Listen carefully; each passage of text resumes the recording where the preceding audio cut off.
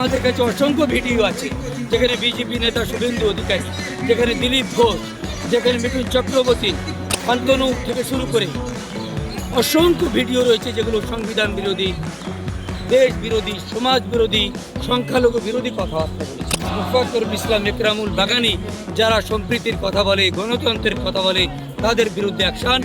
তার কারণ তারা জেনে গেছে যে মমতা ব্যানার্জির পকেটে 50% আছে, অন্যান্যদের কাছে 20% আছে, বিজেপির পকেটে 30% ভোট আছে। ফলে ওই 50% ভোট থেকে 10% ভোট যদি তারা ধস নামাতে পারে তাহলে কিন্তু তারা ক্ষমতার মাত্রাতে আসবে।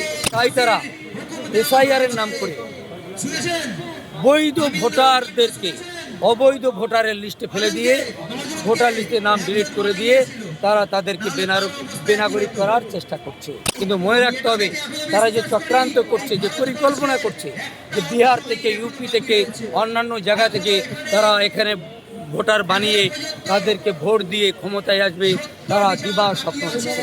আজকের আপনাদের মাধ্যমে নির্বাচন কমিশনার জ্ঞানেশ কুমারকেই বলতে চাই, আপনি বিজেপির বিভিন্ন দপ্তরে কাজ করেছেন, বিজেপির দপ্তরের স্বাদ আপনি চেখেছেন, টেস্ট করেছেন, আপনাকে তারা ললিপপ দিয়েছে, আপনাকে হয়তো রাজ্যসভার কোনো প্রার্থী করবে, আপনাকে হয়তো সুপ্রিম কোর্টে পাঠাতে পারে। বিজেপি এখন যাকে যা চাইছে তাই করে দিতে পারছে। কাউকে শিব বানালে শিব বানাচ্ছে, কাউকে বাঁদর বানালে বাঁদর বানিয়ে দিচ্ছে। মানে বিজেপি এখন ক্ষমতার মাত্রায় আছে। তাই সেই ললিপপ নিয়ে জ্ঞানেশ কুমার ভাবছে যে আমি ওকে যা বলবে আমি তাই করব। একা জ্ঞানেশ কুমারের মাথায় থেকে আসেনি, কেন তার ইতিহাস, তার ব্যাকগ্রাউন্ড জেনেছি, তার জ্ঞানকাণ্ড এমনি কম আছে।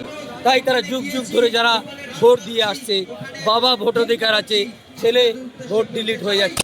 ইসলামকে বলছে তিনি জঙ্গি, মুখ্যমন্ত্রী বলেছেন, এবং এনআইএ তার তদন্ত করে ধরছেন। কিন্তু মালদার ডিএম মোফাক্কির ইসলামের কাছে রিকোয়েস্ট করলো, স্যার আপনি বলুন, বললে অবরোধটা উঠবে, এবং মোফাক্কির ইসলাম বলায় অবরোধ উঠেছে। কি বলবেন? দেখুন, আমরা মিডিয়ার মাধ্যমে দেখেছি যেখান থেকে মোফাক্কির ইসলামকে অ্যারেস্ট করা হচ্ছে তার পরিবারের কাছ থেকে জেনেছি যে পূর্ব রুটিন অনুযায়ী তিনি তার সফরে যাচ্ছিলেন, প্রতিমধ্যে প্রোগ্রাম ছিল, তিনি বক্তব্য দিয়েছেন এবং সারাক্ষণ সমগ্র জনতাকে তিনি শান্ত থাকার জন্য বলেছেন এবং শান্তিপূর্ণ প্রতিবাদ করতে বলেছেন। সেখানকার পুলিশ অফিসারের সঙ্গে তার যে কথাবার্তা হয়েছে তার অডিও আমরা শুনেছি। কিন্তু তার বিরুদ্ধে যে অভিযোগ আনা হচ্ছে এটা একেবারে অন্যায় বলে আমরা মিডিয়ার সামনে বলছি। যদি তার কথা অন্যায় হয় তাহলে আমাদের কাছে অসংখ্য ভিডিও আছে যেখানে বিজেপি নেতা শুভেন্দু অধিকারী, যেখানে দিলীপ ঘোষ, যেখানে মিঠুন চক্রবর্তী, শান্তনু থেকে শুরু করে অসংখ্য ভিডিও রয়েছে যেগুলো সংবিধান বিরোধী, দেশ বিরোধী, সমাজ বিরোধী, সংখ্যালঘু বিরোধী কথাবার্তা বলেছে। এমনকি